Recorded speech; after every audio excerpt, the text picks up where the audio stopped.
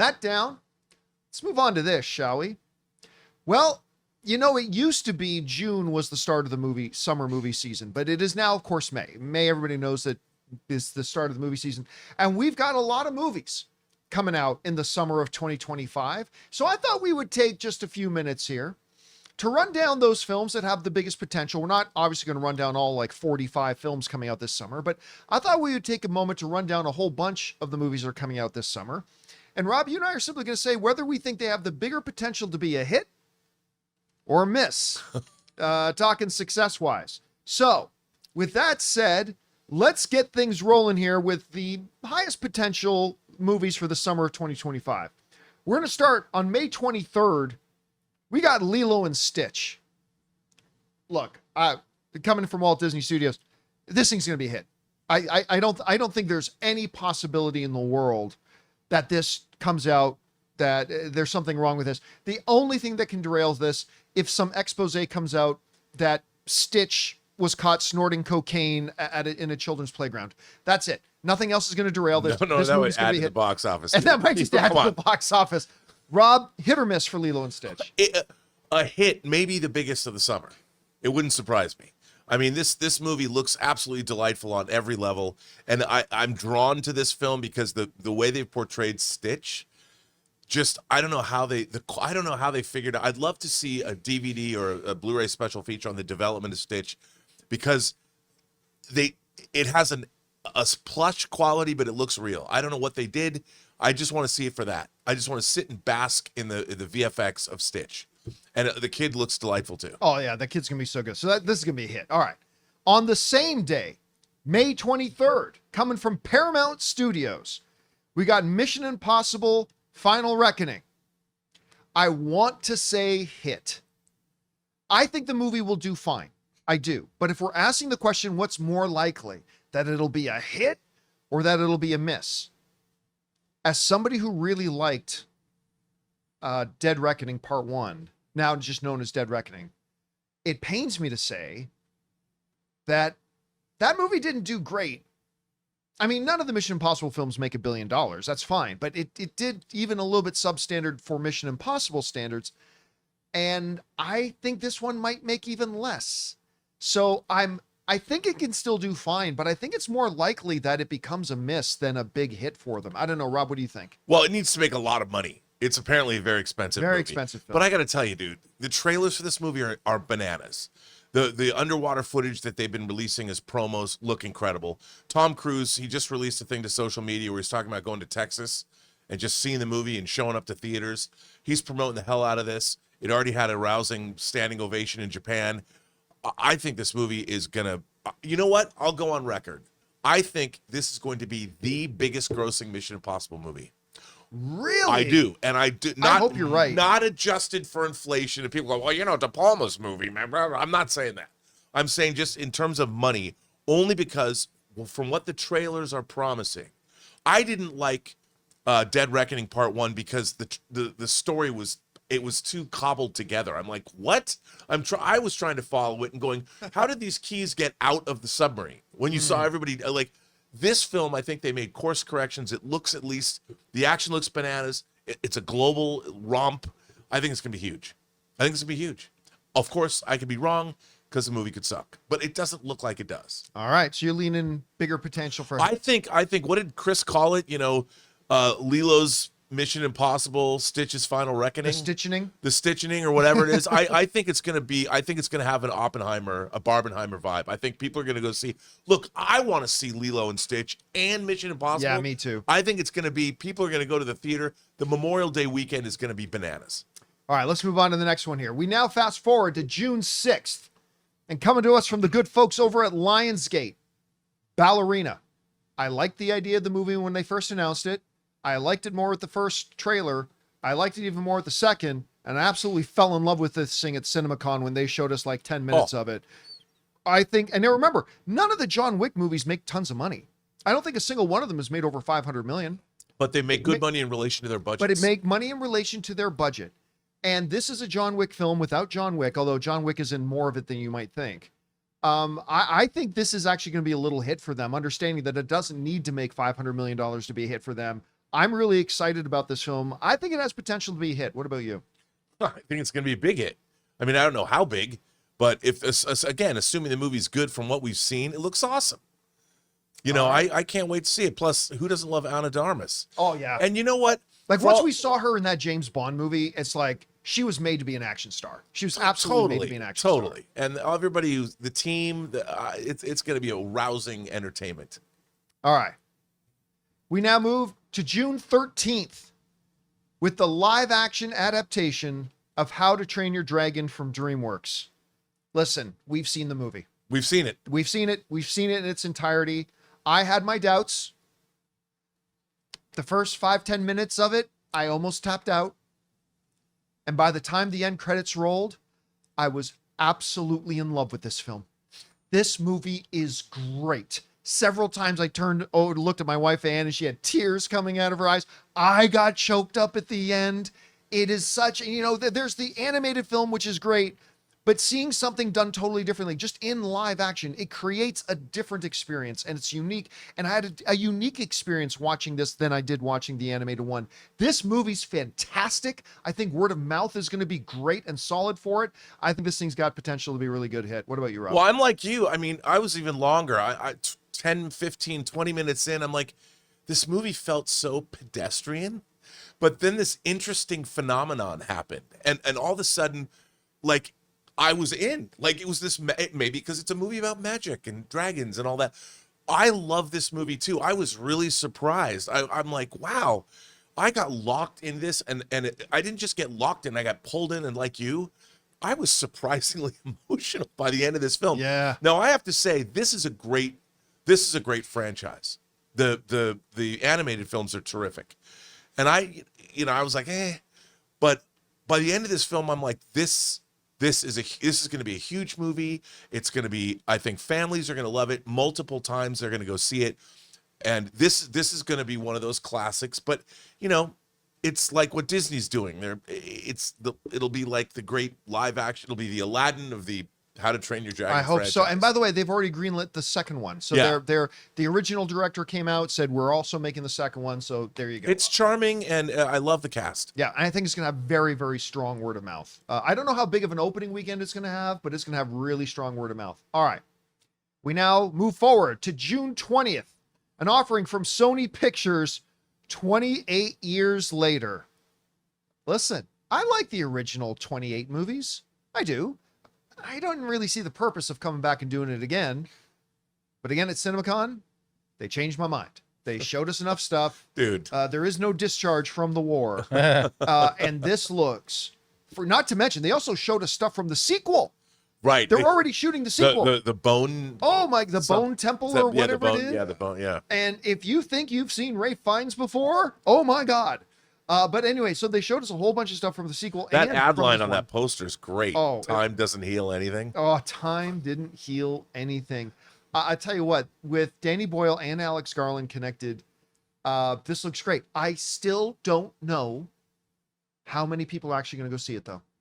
I really don't. I know they've made me excited for it, but I think this has a bigger potential to be a miss than a hit for them financially. I don't know. What do you think?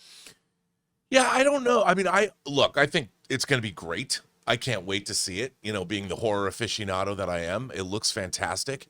But you're right. I mean, this is a franchise, and are people tired of zombies? I mean, we're in the middle of The Last of Us. You know, The Walking Dead has been going on for 10,000 years.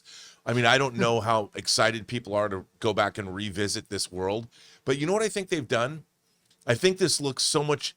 Yeah, there are the rage virus victims, but there's a lot more, that seems to be a lot more going on here. Yeah. So I think it'll have societal collapse. It'll have political ramifications. I think it could get an audience, but I don't think it's going to be huge. Yeah, I still think with this one, like $100,000 is $100 million is like pretty good. You know? Like in total or opening? Yeah, because the other one was only like 60 something. In total or opening, you can't say yeah. In which one? Yeah, 100 million in total or 100 million in total? opening? No way in opening. Opening, that'd be amazing. But it also probably didn't cost a ton. If I'm not mistaken, I think it costs like $80 million to make. Yeah. So you make $330 million on this, you're good. So I just don't know. I know I'm excited for it. I just don't know if that many other people are. Yeah. Anyway, All right. We also look at June 20th for the release of something I know Ray's excited about, Elio, Yeah. the new Pixar film. I haven't been totally taken with the trailers for this. No. And then they showed us a bunch of stuff of it at CinemaCon that while it looked charming, it still hasn't got me on board. Now, the last time I felt like that was a little movie called Coco. I didn't think that movie looked any good at all. With all the previews and all the stuff they showed us at CinemaCon, I didn't think it looked any good. And I came out of it like a total emotional mess. And I love Coco. Me too. But so take that with a grain of salt. I don't know that this is catching on with people.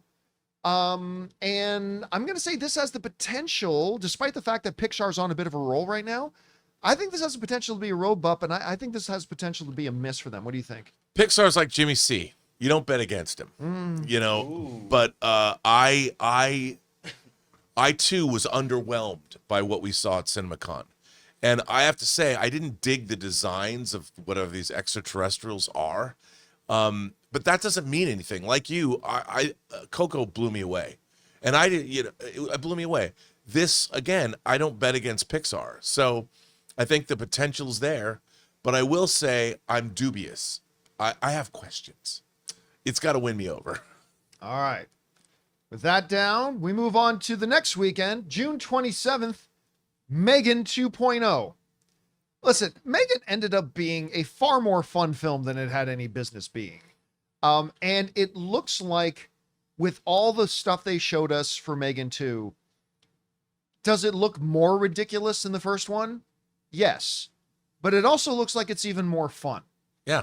And I gotta say, considering with Blumhouse, who has a habit of making movies with the money they found in their winter coat, I think this thing's going to be a hit. I really do. It doesn't need to make that much money. I think it's going to have a really solid audience for it.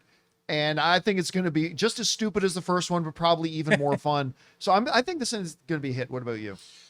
Well, absolutely. I mean, I don't know if it's going to be, a gigantic. It doesn't have to be. Yeah, it's not going to make 700 million. No. Yeah. But I think that, and from what we saw, they're leaning into it. They know what this is. It's a movie that knows what it's supposed to be, and I think it delivers, or at least it looks to deliver on that promise, which is all you can ask for. And it looked fun, and the presentation they gave was hilarious. So, well, we might be able to call this weekend Fagin? Megaf? Because opening on the same day on June 27th, we got the new Brad Pitt film F1. I'll tell you what. I have no idea how this is going to do. I think it's going to do well internationally. yeah. Because Formula One racing everywhere else in the world is huge. So I think it's, what's that? Side note, that's Apple Studios and Warner Brothers. Just to let everyone know. yeah, That- Apple. Oh yeah. Apple Studios film. $300 million budget or something. Okay, sorry. Oh, no. Yeah, it's huge. It's a monstrously large budget. 300 million? Something like that. Ray, look Yeah, up okay. production budget. I have not heard that. I mean, I can't imagine where that money. Well, regardless, if it's a $300 million film, I don't think this thing makes money. Yeah, it might not be that much. I Because might be you're talking exaggerating. about needing minimums. It says 300 million. You're talking about needing like 600 million just to break even. But I think I agree with you. But I think, look, from what they showed us the first 10 minutes of the movie, and And it looks great. my jaw was on the floor. you Yeah. know, and it's the kind of thing where after that 10 minutes, if this movie had no plot, and I just watched car racing for 2 hours, shot the way it's shot in this movie, I think because F1 like European football is much bigger around the rest of the world than it is here. Yes. And I think that what they showed us was phenomenal. I'll tell you, this is going to be my 40x. Yeah. Like Yeah, I'm gonna. I've never do done 40X it. I was with going to this do too. Twisters, but I missed it. I'm doing this for 40x. And listen, Rob is not exaggerating. They showed us straight up the first 10 minutes of the movie, and it delivers on what the trailer promised. I mean, this thing looks great, but I just don't know that it's going to be a $700 or $800 million Yeah, I don't movie know. to be a hit. I love when a movie pulls me in right from the beginning, and that movie started off. They showed us the first 10 minutes, right? Yeah. I was already. It's not even racing's not even my thing. Like I could care less about nice cars or whatever like that. But that movie, just the way they did it, I was like, I'm in. It looks so good. Again, it's the director of Top Gun Maverick, and it feels like Top Gun It's Maverick. Jerry Bruckheimer. Yeah, in racing cars, and I this movie's gonna be great, but I think it has the bigger potential to be a miss than a hit. So, we'll see. All right, we move now the calendar forward a little bit to July the 2nd for Jurassic World Rebirth. Listen, I didn't think the last movie was all that great. No. I don't think it was an absolute car wreck either. It had some fun in it, whatever, but it wasn't all that great. Still made $1 billion. Only now you're adding Mahershala Ali and Scarlett Johansson. And I gotta say, the trailers have looked pretty good. Yeah. And it seems like they're leaning into the things that people really like about Jurassic movies. I just don't see how this misses. Like, it may not be $1 billion film, but people rush out to see these giant dinosaur movies. They rush out, particularly the Jurassic series, even when the movies aren't that good. These trailers have been solid. I think this thing's going to be a hit for them. What do you think?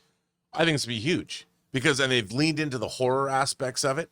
So it's the trailer, that trailer they showed us that began with the scientists like in the containment room, let me out of here. I'm like, okay, I'm in. It's just like the mutant. It's not like Isla Nublar or Isla Sorna. It's some other. This is the place where they actually designed the dinosaurs, and these are the ones they didn't put in the park. I'm like, I'm in. I mean, John, This thing's going to make money. kids love people getting eaten by dinosaurs and Yep. apes on horseback with rifles. You can't With go wrong. ninjas. And ninjas.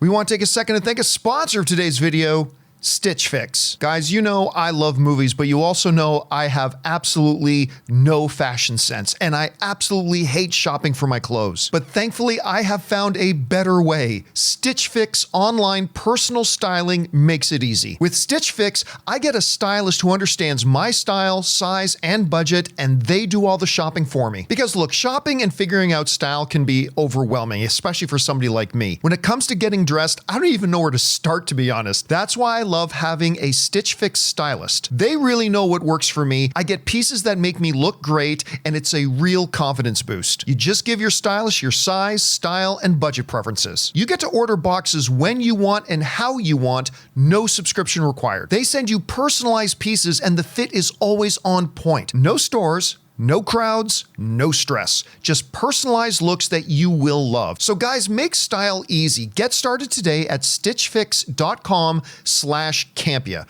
That's stitchfix.com/Campea. All right, we now move forward another week to July 11th for my most anticipated film of the year. Warner Brothers Discovery presents Superman. It's going to be a miss. It's going to be great. I feel confident. I mean, I don't know for a fact. I haven't seen it yet. James Gunn has not responded to my text messages saying, hey, show me this movie, fool. Surprisingly and shockingly, he has not responded to those messages. So I have not seen the movie, but I feel like this movie is going to be great.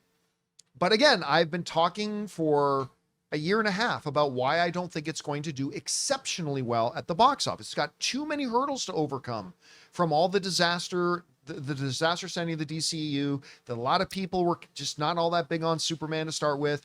This Superman's movie main job is not to make tons of money. It's to rehabilitate the image of DC and get people on board with DC and make people believe in DC again. I think it'll do it, but I don't think it's going to make tons of money. I hope it does. I'm going to super be excited if it does, but I just don't think it will. So I think it'll be awesome, but as far as just whether it's got potential to be a big hit or a miss, I think it's going to be a miss. I mean, look, I want to believe, I have hope. I want to choose to believe that it's going to make $1 billion. If for no other reason that if it doesn't, the internet is going to be absolutely insufferable for the rest of my life. And I just want it to succeed in a smashing. And by the way, I really love the approach he's taken, apparently. This Silver Age super science. Oh, I do too. Yeah. And I think that we're going to get something that is going to be at least unique that we haven't seen before. And I think that that's good. But like you, to be absolutely honest, I used to think, oh yeah, it's going to make $1 billion. But it's hard for me. We've only seen teasers and like we haven't seen an actual trailer where people talk to each other. Yeah, that usually now today, the second trailer is that trailer. Yes. And we haven't got it yet. I suspect we're going to get it.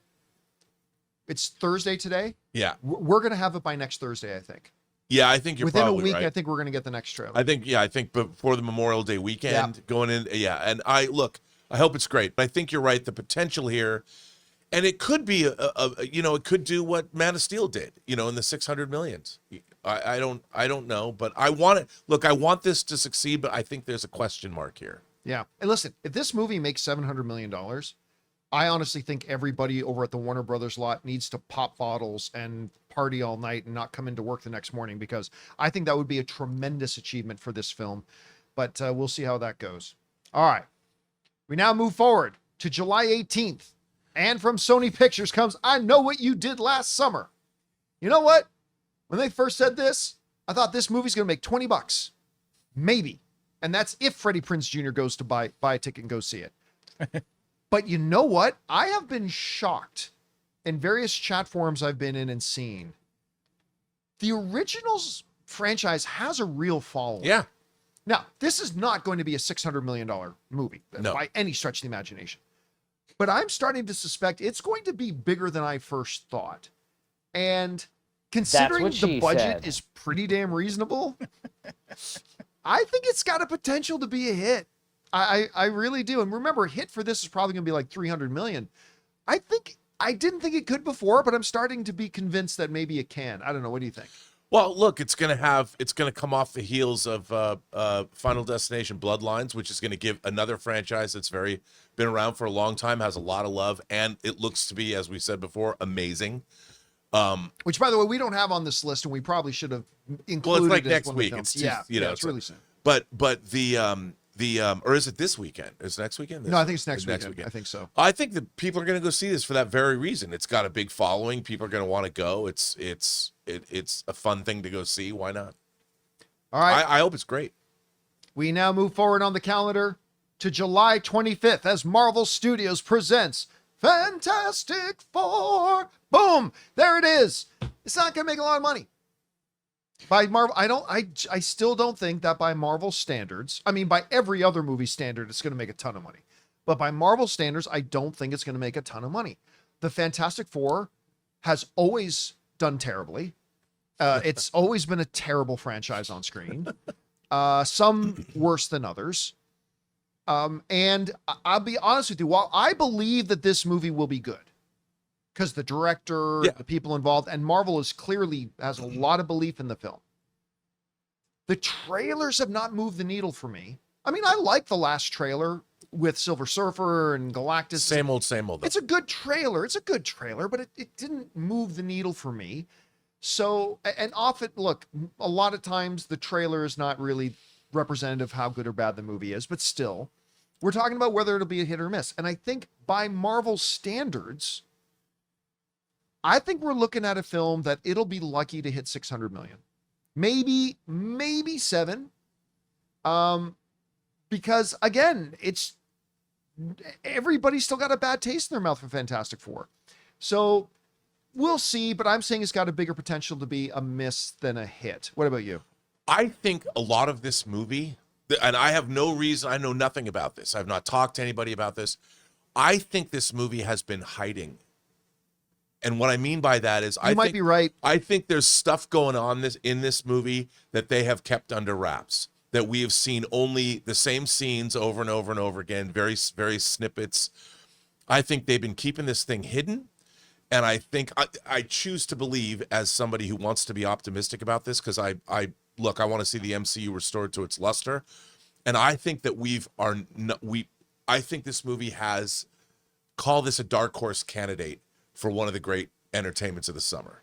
I'd like to believe that. And I think when we finally see what's actually going on in this movie, I think people are gonna be like, oh my God. But they know what they have to overcome. They know they're in a no-win. They can't win. They're not going to win unless they really have something great, and they know it's great. So they're sitting on it. And it's going to be something they're going to unleash on the public sooner. There's no reason for them to tip their hand yet. It's May. All right. I hope you're right. You could be right. I don't know though. We move forward now to the month of August. And on August 1st, the new Liam Neeson comedy, The Naked Gun, comes out. There are two things I feel fairly certain about. Number one is that this movie's going to be hilarious. The stuff they showed us, I laughed my ass off. The stuff they showed us at CinemaCon. Liam Neeson is comedic gold. He's shown over the years in these little things he does that he has such natural, instinctual comedic timing. I think it's going to be hilarious. And I also don't think it's going to make any money. I think I'm going to be in a movie theater with like 7 other people because I'm going to be there opening day. I think it looks great. But I'm not only do I not think this is the type of comedy that's going over with audiences right now, I don't hear anybody talking about it. Right. Like with all the questions we have come in every day on the show, I don't think we fielded one about Naked Gun. So I think this movie's going to be hilarious. I cannot wait to watch it. I just don't think it's going to make a lot of money. Rob? I tend to agree with you. I mean, this is not a franchise that kids or young people are clamoring. Look, I know what you did last summer, but the Naked Gun franchise, the humor, the Zaz brother, the Zaz, Zucker humor is not, it's not what it used to be. So I think for me, it's a question mark, but I tend to agree with you. I don't think it's going to make a lot of money. I think it, however, is going to make me laugh my ass off. Yeah, it looks so funny. All right. With that, we now also opening up against it on August 1st is the animated sequel, The Bad Guys Part 2. I have very little interest in this movie.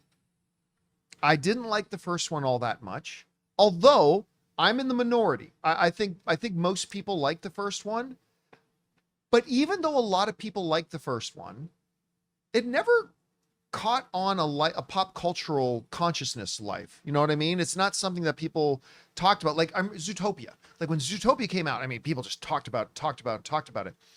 This little movie made $250 million in its original, which wasn't bad for what it was. Yes. Especially given the time that it came out. I just don't sense a lot of enthusiasm for it. So I'm going to say bigger potential for it to be a miss. What about you? I agree. I mean, if it's good and it catches on, but the first one, I don't know. And we saw the trailer for it and it was. Yeah, I thought, yeah. Yeah. They even showed us some unfinished animation Yeah. and it wasn't charming. It wasn't funny. So I don't know. We'll see. All right. A couple more we're going to cover here.